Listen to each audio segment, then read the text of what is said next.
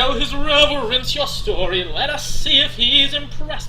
You were lodging here last night, you were the honest bishop's guest, and then out of Christian goodness, when he learned about your plight, you maintain he made a present of the silver that is right. But my friend, you left so early, something surely slipped your mind. You forgot I gave these also, would you leave the best behind? So, messieurs, you may release him, for this man has spoken true. I commend you for your duties, and God's blessing go with you. But remember this, my brother, see in this a higher plan. You must use this precious silver to become an honest man. By the witness of the martyr, by the passion of the blood, God has raised you out of darkness.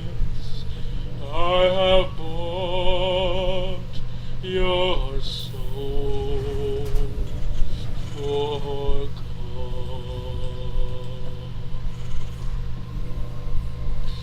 Okay, the match is heating up with the first scout going out. So up in the top left-hand corner for Team BlackBerry, we have BB Tuck, the intimidatable, the valiant Silver League Terran.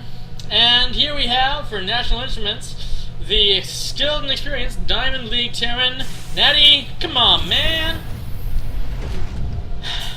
Really wish I had his help in how to pronounce his name. Does he want to be called Cinnamon Man? Is it short? Is it CmonMan? Because the capitalization is just confusing. Is it Come On Man? Or just the standard one? Oh, come on, man. So much possible variety and depth in that name. So far, surprisingly mirror matchup. Although CmonMan does have his orbital back. So this isn't like some Bronze League Heroes game where there's no orbital. SCV Scout, interesting choice. He might be a little overconfident. Terrans who don't wall their base off for the SCV Scout are usually doing some sort of really tight build. I end up delaying the supply depot so that on a small map the SCV can sneak in, but on this map, yeah. At least he now knows where Tuck is. I mean, that is going to be useful later down the line. Tuck still needs to scout his opponent at all. But thanks to the SCV coming to him, he does know that his opponent has spawned on the map and has control of his units, which is not always guaranteed in some ladder games, just, you know, the AFK nature of the beast. A reactor, a couple Marines, relatively safe against Reaper, pretty safe against Banshee. This is looking like a fairly defensive 1-1-1 coming out of CmonMan. Versatile, effective, not very economical. We've got 3 racks from Tuck. Ooh. 2 tech labs. We're going to see some sort of stim combat shield timing with an all-in bio ball. As long as there aren't siege tanks, he'll be fine. It seems like CmonMan has thought of everything. Come on, man, let just one attack through. Oh yes, I'm anticipating early bio timing here from Tuck. It just has to be a lot earlier than where it's going to hit because of the chance of siege tanks coming up. And if this was Wings of Liberty, he'd still have the possibility of, well, there's siege tanks, but they haven't researched siege modes, they're useless. That just doesn't happen anymore. Some of the siege tanks union got together and said, why are we useless until you research this upgrade? That's just silly. And someone at Blizzard listened. So as long as you've got that face, Blizzard might listen to your balance complaints. Defensive supply depot placement. Really, it's just giving you sight, makes it impossible to land Nidus worms or hidden drops, proxy hatcheries. There's that force. I wonder if he knows that it's not forced cross spawn. Because if he doesn't know that, he's gonna get lucky. Because we just happened to spawn across. And you know, that can happen. It's perfectly legitimate. Where does he go? Unfortunately, that SCV, he should have taken the SCV alive and interrogated it. I guess the Marines just don't have that skill, but if you take the SCV alive, interrogate it as to the location of its base. Yeah, I mean, these Marines don't have stimmer combat shields. I would give Tuck the edge if it weren't for those siege tanks. And if they're caught out of position, whoa! Whoa, that's big. Now the Marauders just need his target fire down the siege tank, and they didn't. But he's got the stim. There's the target fire down. Oh, but it's too late. That Marines, the Banshee's there. Bit of an even trade, except the CmonMan has more tech. No second base yet. There's a definite chance here for Tuck to get back in this. I'd say it's still fairly even. He just needs to stop producing Marauders and stop rallying forward. Bring those Marines back, hold off the Banshee. The turret is a good start. I mean, the Marine tank Banshee combo is actually pretty effective just as a straight up push.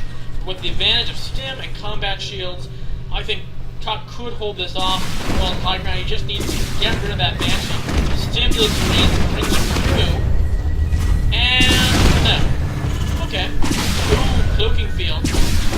Cloak's coming up. I mean, clearly Tuck knows the cloak's an option. He's been saving his man energy just in case. Marauders are great for taking the damage for the Marines, but I don't know if I would normally do that against Banshee. So, oh, when he gets the Banshee, that's good. There is another, but that's enough to cause CmonMan to retreat. While Marines are like, come on, man, let's get out of here! I don't know why all of CmonMan's Marines sound so whiny, but I can ask him after the game if that's really the spirit that the name entails. And those cloaked Banshees ready to go out and attack. Getting our expansion up. A bit later for Tuck. CmonMan's a little ahead. So, but, yeah. I don't know, I still say it's fairly sort of close, just that Tuck isn't adding in the tech. And he needs to start doing that, or else he'll be stuck with 1-1 Marines and Marauders with no medevac support, no mine support, no tank support against 30-minute battlecruisers. And there are a lot of ways that 30-minute battlecruisers can just win a TVT outright. That's probably the funniest. The Zone Lava Watchtowers, so OP that they keep getting removed from maps. But the perfect place to siege your tanks, the only place they'll actually get full vision by themselves. Banshee is ready. This expansion completely undefended. It could be delayed for a significant amount of time. And there we go. Sorry, SCVs. The building will not be completed on schedule. Here coming the troops, and he cloaks. Walks away. It's actually, I think, the section range of that turret there. But no, Tuck is going to equivocate. And here's the siege tank at the same time. Gets the Banshee. Didn't force on take the Marauders. No, he's going to instead have the Marines get shot.